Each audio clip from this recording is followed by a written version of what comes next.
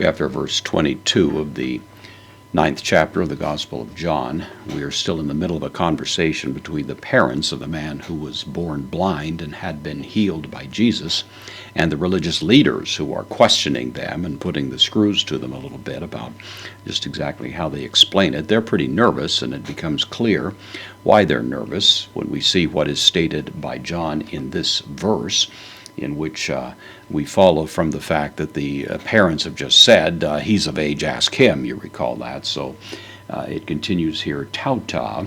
This is the demonstrative pronoun, the neuter plural, and it's accusative here. So apon, they said these things is the idea. Third person plural, aorist active indicative. They said these things. Subject of the verb, hoi genes, the parents. We've seen that before. So the parents of him, autou, genitive singular masculine, his parents said these things, hoti, because ephobunto, this is the third person plural, imperfect active indicative of phobeo, which means to fear. And so they were fearing. They said these things because they were fearing tous, the genitive masculine plural article, the Udaius, the Jews. John, of course, distinctively uses the word Jews, not in the general sense of the Jewish people, but the religious leadership that's been established, of course, very clearly, and so that's the sense in which we should take it here. So these who were the parents of this man were fearful of the Jews. The reason is because a day, this is an indeclinable adverb, already, gar, postpositive, for already, sunatethento. Interesting word. It's from the word suntithemi, which means to set something together, sun, together, and tithemi, to place or to put.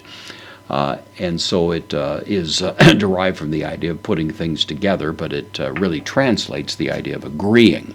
This happens to be the third person plural, pluperfect, middle indicative, so they had agreed together is the idea. There had been an agreement. Already there had been an agreement, and then hoi udaioi is the subject of this. The Jews, once again, the Jewish leadership had already agreed together, hina, to the effect that eon takes the subjunctive, if, tis, the indefinite pronoun, anyone, auton, the direct object of homologese. Homologese here is the third person singular, aorist active subjunctive, following from hina. If anyone should confess auton him, Christon to be the Christ is implied in this. So if anyone should confess Jesus to be the Christ, and then aposunagogos, literally apo, from, and synagoge is the word for synagogue. So from the synagogue, the idea of being kicked out, booted out, or excommunicated from the synagogue, genetai, that one would become genetai, the aorist middle subjunctive.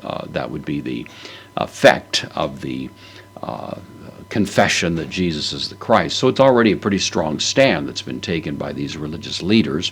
And the consequence of being cut off from the synagogue was grave. It was not simply a religious expulsion, but it also meant you became a kind of pariah around the community, almost on the order of being a leper. You were shunned, you were frozen out of the market, you couldn't buy or sell.